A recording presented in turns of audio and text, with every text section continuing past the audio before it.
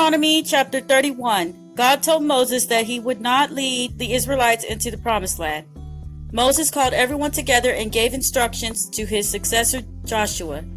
Be strong and courageous, for you are to lead these people into the land the Lord has promised them. The Lord goes before you and will never leave you or forsake you. Don't be afraid or become discouraged. Joshua chapter 1. After Moses died, Joshua and the people camped at Abel Shittim on the east bank of the river Jordan. God told Joshua, "Get ready to cross the river Jordan. Every place you set foot on I will give you, and nobody will be able to stand in your way. I will never leave you or let you down. Be strong and show courage. Obey God's law and think deeply about it. Then you will be successful." Joshua ordered those in charge of the people, "Go through the camp and tell everyone to pack up and get ready to move. In 3 days' time, we will cross the Jordan River and take over the land God has promised to us."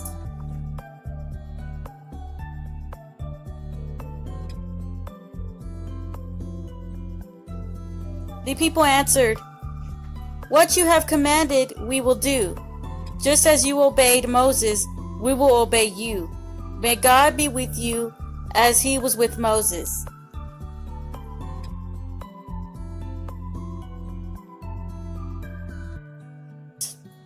Ahead of them, just 12 miles away, on the other side of the river Jordan, was the walled city of Jericho.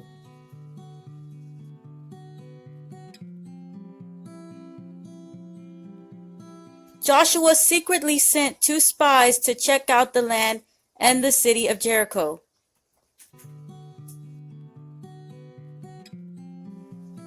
They entered Jericho and made for the house of Rahab, a local prostitute, who often took strangers and visitors into her home.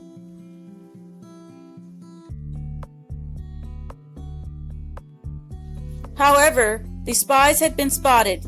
The king of Jericho was warned. There are Israelite spies in the city. The king gave orders for soldiers to go to Rahab's house and arrest them.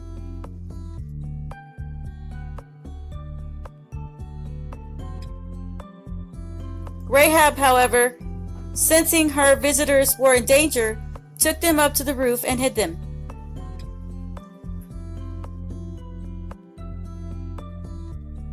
When the soldiers arrived, she did not betray them. "There were 2 men here, but I don't know who they were," she explained. "At dusk, before the city gate was closed, they left, and I don't know where they are heading."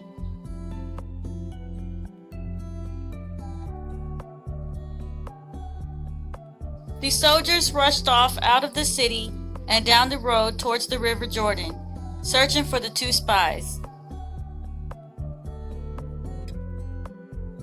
Rahab went up onto the roof and spoke to the spies.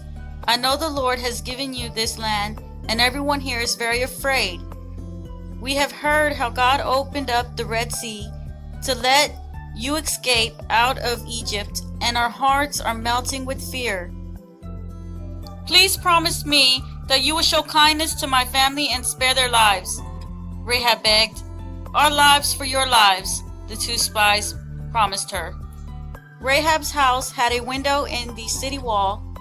That night she let them down a rope to make their escape. "Go and hide in the hills for 3 days, and when they have given up searching for you, you'll be able to cross the river Jordan." The men had agreed that Rahab would tie the scarlet cord in her window to signal her house. They told her to make sure her family stayed inside the house when the Israelites attacked. Then they would keep their promise to spare their lives. Rahab tied the scarlet in her window as agreed.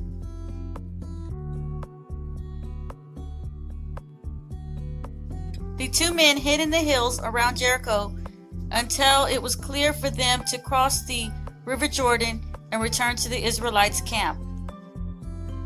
They reported to Joshua, "The Lord really has given us the whole of this land. The people there are melting in fear because of us."